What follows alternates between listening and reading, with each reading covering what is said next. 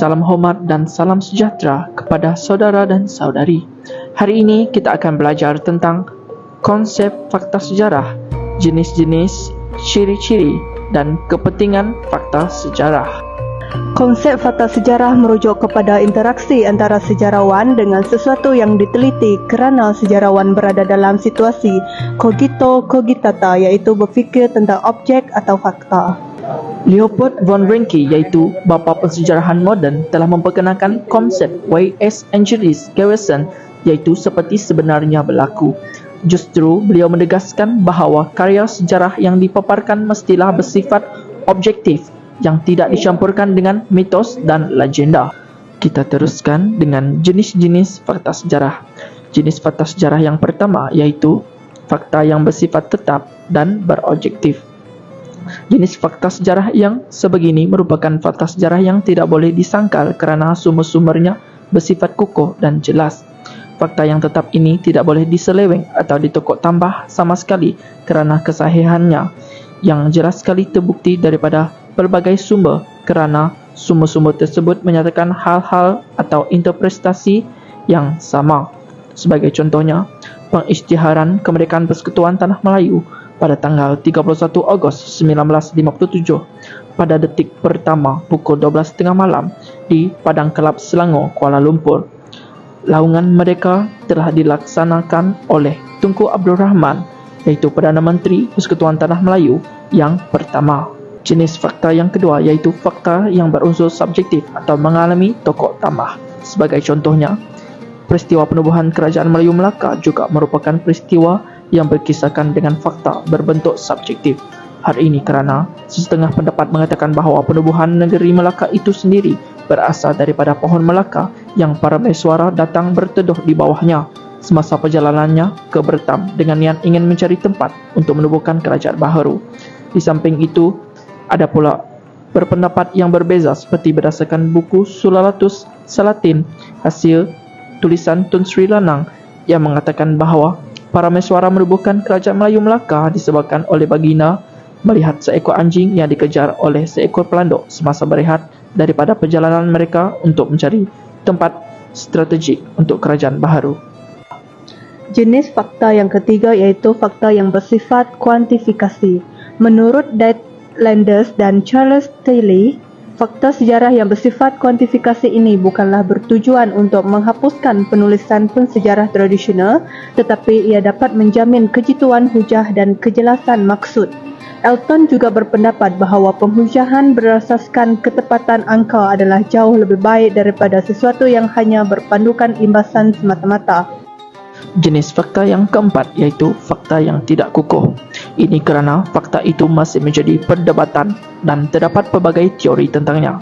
Hal ini bersesuaian dengan teori kedatangan Islam ke Nusantara yang dikatakan berasal dari Arab, India, China dan Champa. Akan tetapi penyelesaian bagi konspirasi teori ini masih belum selesai kerana kurangnya bukti-bukti yang menerima kedatangan Islam ini. Seterusnya, kita beralih kepada ciri-ciri fakta dalam penulisan sejarah. Ciri yang pertama iaitu bersifat objektif. Menurut karya perang Parsi, Herodotus telah dianggap berjaya menghasilkan sebuah catatan sejarah yang berbentuk objektif. Hal ini kerana beliau telah memberikan gambaran yang jelas terhadap peperangan yang berlaku. Beliau telah menggunakan kaedah temu bual saksi kejadian peperangan itu walaupun di dalam negara musuh untuk memastikan karyanya itu mempunyai maklumat atau fakta yang tepat. Ciri yang kedua iaitu bersifat subjektif. Menurut Abdul Rahman Haji Abdullah, terdapat banyak faktor yang mendorong kepada kajian fakta yang berbentuk subjektif, seperti faktor naluri, faktor agama dan ideologi seseorang. Hal ini bermaksud setiap tafsiran fakta sejarah itu boleh dipengaruhi oleh sikap manusia yang menafsirnya, persekitaran kehidupannya serta pendekatan yang digunakan olehnya. Ciri yang ketiga iaitu fakta yang boleh berubah. Fakta tidak tetap atau juga dikenali sebagai fakta yang belum mantap ini disebabkan oleh tidak disokong dengan hujah-hujah serta bukti yang kukuh. Fakta boleh berubah ini diperoleh apabila sumber-sumber baharu lebih sahih daripada sumber terdahulu, memberi maklumat yang berbeza serta telah mengubah fakta yang sedia ada. Sebagai contoh, nama Melaka berasal daripada pokok Melaka, iaitu Malakat, berasal daripada perkataan Arab yang bermaksud pusat perdagangan, dan Amalaka yang berasal daripada perkataan India.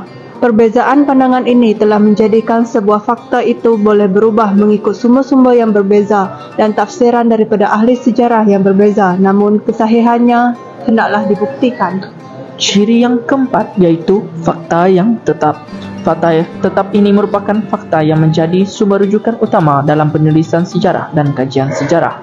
Bagi pakar sejarah, fakta tetap ini sangatlah diperlukan kerana fakta ini merupakan fakta yang terpenting berbanding ciri-ciri fakta yang lain kerana fakta ini telah mengalami pengukuhan isinya dan sesiapa sahaja tidak boleh menyangkal fakta tersebut. Sebagai contoh, penjajah Portugis yang datang ke Melaka pada awal abad ke-14, mereka percaya bahawa Parameswara atau Raja Iskandar Shah merupakan pengasas negeri Melaka yang pertama. Fakta ini memangnya tidak dapat dinafikan kesahihannya dan digunakan sehingga ke hari ini. Ciri yang kelima yaitu fakta yang tidak boleh dikawal. Fakta ini muncul daripada rentetan peristiwa yang berkait rapat dengan manusia kerana tindakan manusia itu sendiri tidak dapat dikawal oleh sesiapa pun. Sebagai contoh, semasa tercetusnya Perang Dunia Pertama pada 1914 hingga ke 1918, tindakan manusia yang terlibat dalam peperangan tersebut tidak dapat dikawal yang menjadi kesinambungan kepada Perang Dunia Kedua yang tercetus pada 1939 hingga ke 1945. Seterusnya kita beralih kepada kepentingan fakta sejarah. Kepentingan yang pertama yaitu tulang belakang kepada sejarah, malah nadi bagi kesejarahannya.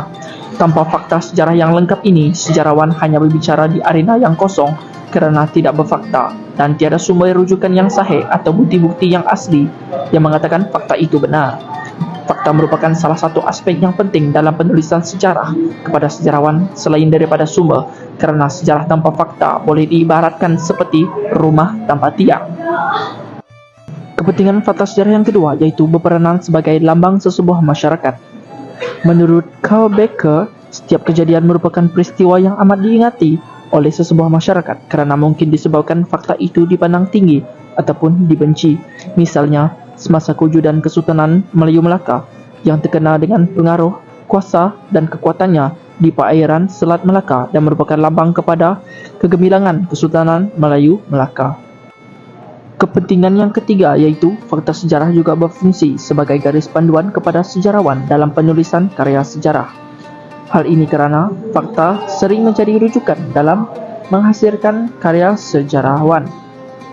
Kemegahan ahli sejarawan dapat dilihat melalui penulisannya yang berakalkan fakta yang lengkap dan jitu. Sebagai contoh, jika sejarawan itu ingin mengkaji kota Formosa, maka sejarawan perlu mengetahui fakta serta latar belakang seperti bilakah tarikh ia dibuat, bahan yang digunakan untuk membina kota itu, siapa yang terlibat dalam pembangunan kota itu, dan fungsi serta kegunaan pada zaman tersebut. Kepentingan fakta sejarah yang keempat iaitu berperanan untuk dijadikan sebagai panduan dan tauladan serta pengajaran. Setiap fakta mempunyai nilai yang tersirat untuk disampaikan kepada umum untuk dijadikan sebagai panduan hidup, pengajaran dan tauladan agar kita tidak mengulanginya lagi.